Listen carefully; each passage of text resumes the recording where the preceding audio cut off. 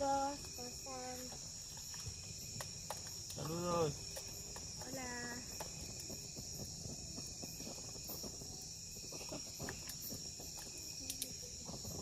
Nos encontramos acá en el rancho. ¿Quieren? Así sufrimos acá. Así nos divertimos.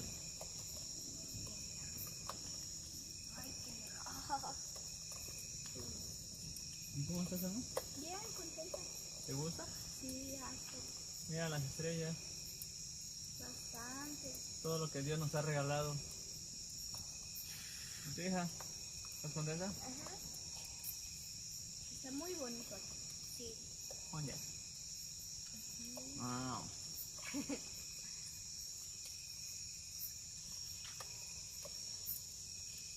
Hace calor.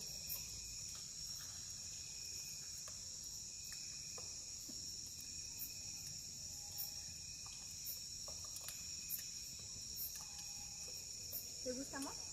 Mucho. Así matamos el tiempo acá en el rancho.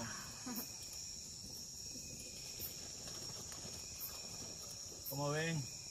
¿Alguien gusta? Están invitados.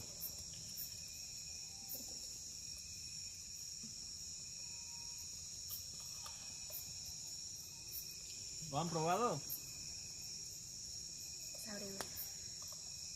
Si ya lo han probado, comenten en los comentarios. Deli.